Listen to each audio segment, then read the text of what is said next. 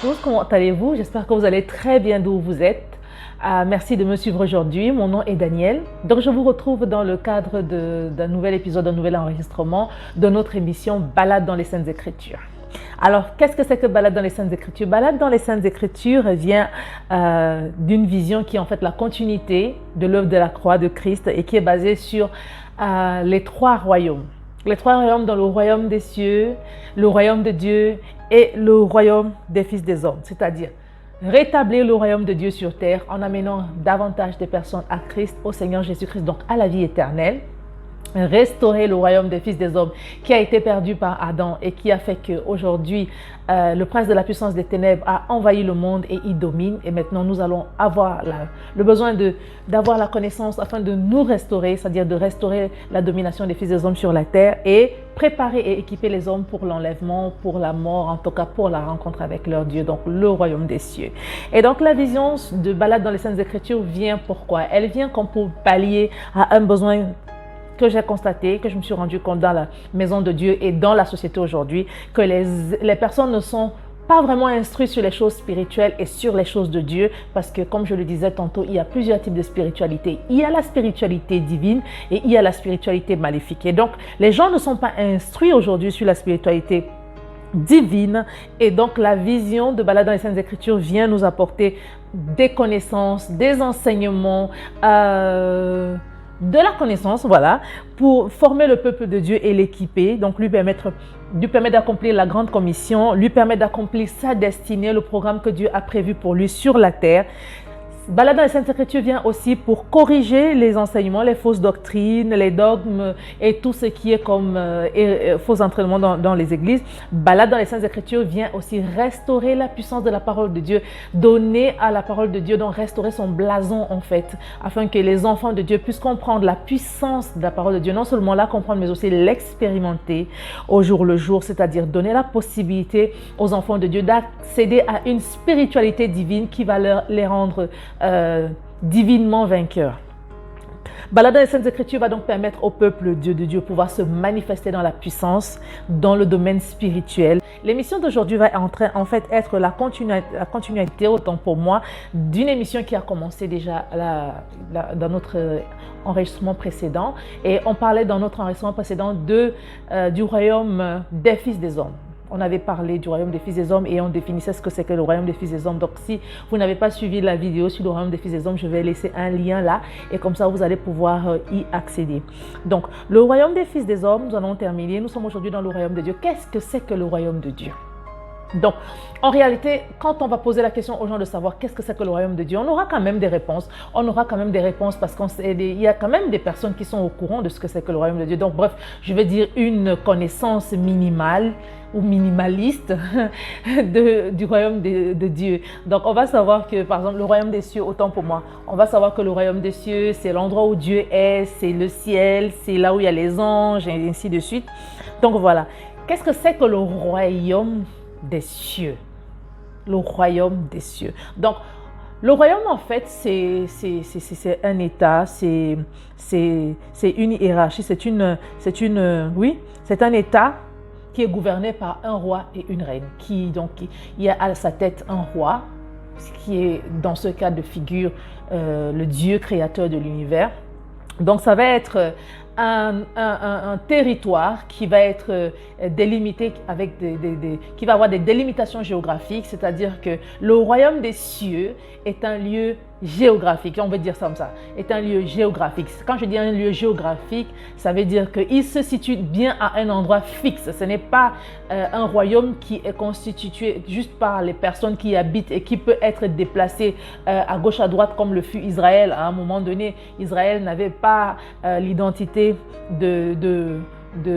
d'État, mais les populations qui composaient Israël représentaient l'État d'Israël. C'est-à-dire que là, en ce temps-là, c'était les personnes qui composaient l'État qui définissaient maintenant, qui donnaient la définition de l'État. Mais cette fois-ci, le royaume des cieux, c'est un lieu géographique. C'est-à-dire qu'on peut le trouver à un endroit bien spécifique. Et on va essayer d'ouvrir nos Bibles pour comprendre à peu près où est-ce que se situe le royaume des cieux.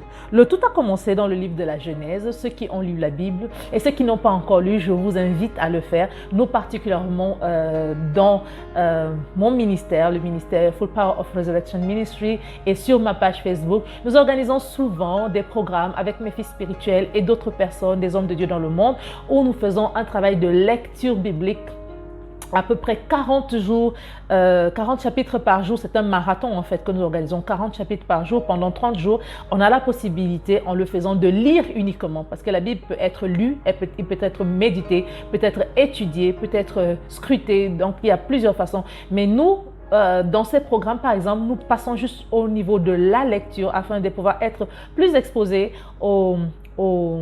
à la Bible, à la parole de Dieu. Et notre grande exposition à la parole de Dieu permet que nous ayons aussi de grandes connaissances. Ça fait que par la suite, il est facile pour nous de pouvoir comprendre certaines choses, de pouvoir recevoir plus de révélations de la part de Dieu, de pouvoir en fait être familier à cela, au monde spirituel. Donc voilà. Dans le livre de la Genèse 1, par exemple, on nous parle clairement de la création. On nous dit que dans le chapitre 1, verset 1, on nous dit au commencement, Dieu créa les cieux et la terre. Et le mot qui est utilisé pour les cieux, c'est Hashamaïm. Donc, c'est un mot pluriel qui veut dire plusieurs cieux.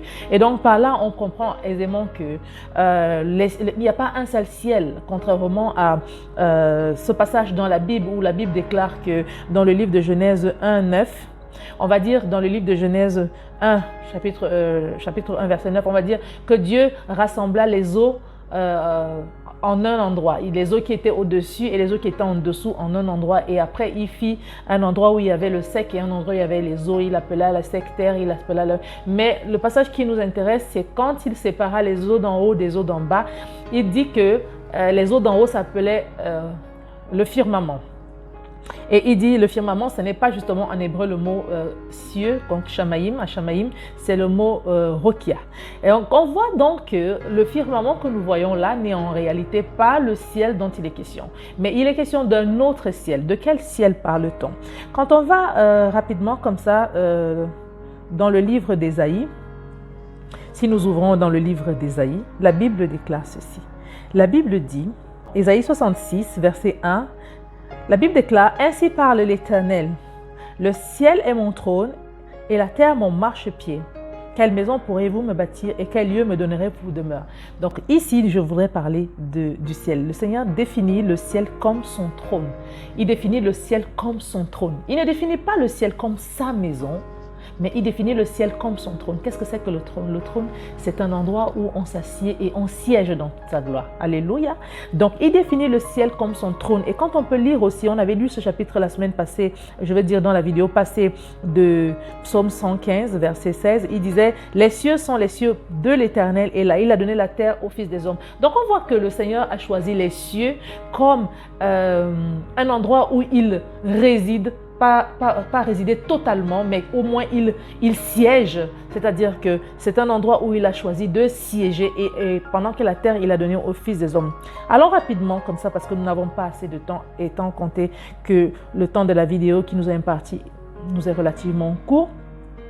Parce que j'ai décidé de faire des vidéos relativement courtes pour ne pas prendre trop de votre temps jusqu'à ce que vous désiriez que je fasse des vidéos un peu plus longues. Et là, vous allez me notifier en commentaire et ainsi on prendra plus de temps. Donc voilà, la Bible déclare dans le livre de 1 Timothée 6, verset 15, 1 Timothée 6, verset 15 que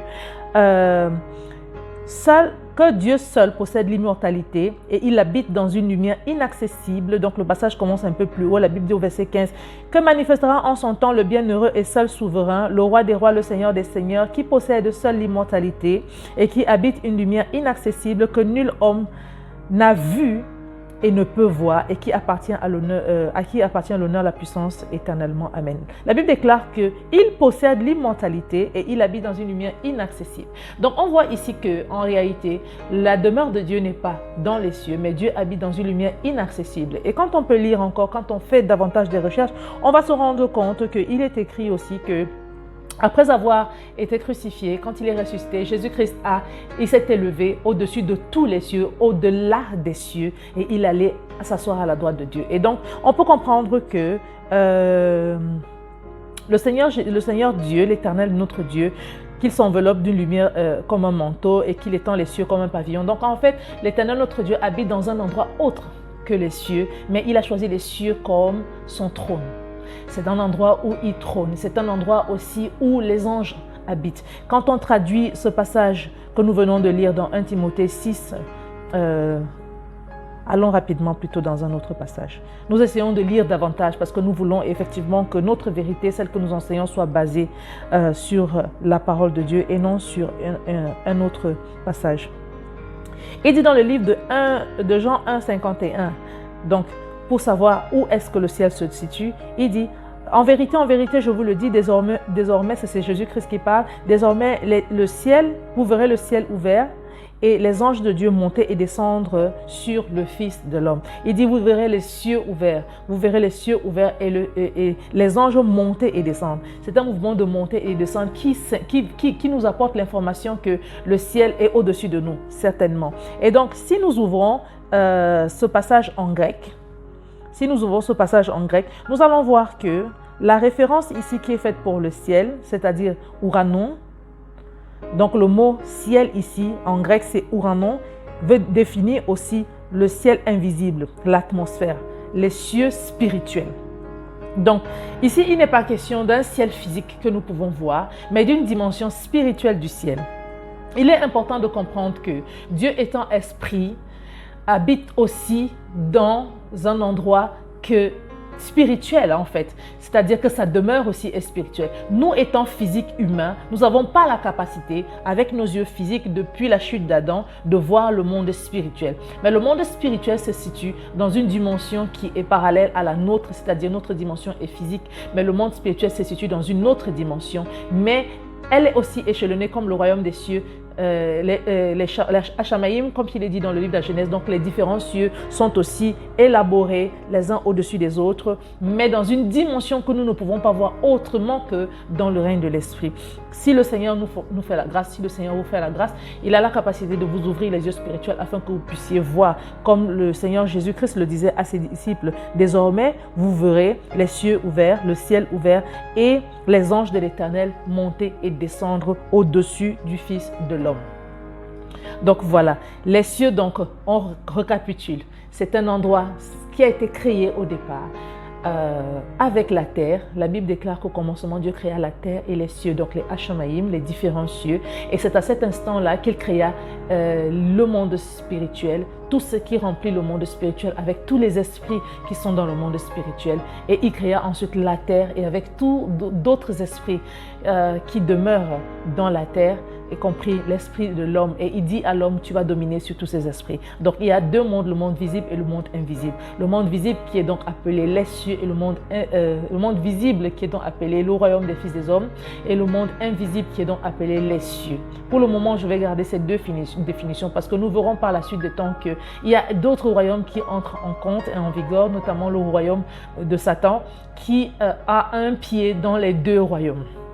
Et nous allons expliquer cela dans une autre vidéo. Mais aujourd'hui, nous voulons retenir que selon la création originale dans le livre de Genèse 1, il nous a dit que les cieux ont été créés et la terre a été créée. Le royaume de tout ce qui représente les choses spirituelles ont été créés avec toutes les créatures qui sont dans le règne spirituel ont été créées. Ensuite, la terre a été créée avec tous les animaux et toutes les créatures et tout ce qui représente la sphère visible de ce monde et qui a été donné à l'homme en domination. Donc voilà les deux royaumes qui ont été créés. Où se situe le royaume des cieux? Donc nous disions que logiquement, selon la parole de Dieu, quand on la lit, il dit que désormais vous verrez les cieux ouverts et les anges monter et descendre. Ça veut dire que s'il y a une relation de montée et de descente, c'est que forcément le royaume des cieux se situe au-dessus de nous, mais le royaume des cieux ne se situe pas au-dessus de nous dans une dimension que nous pouvons voir. Beaucoup de personnes vont se demander pourquoi est-ce qu'on prend les fusées mais on n'arrive pas dans le royaume des cieux. Tout simplement parce que le royaume des cieux ne se situe pas dans une dimension que nous pouvons voir à l'œil humain. Le royaume des cieux se situe dans une dimension spirituelle.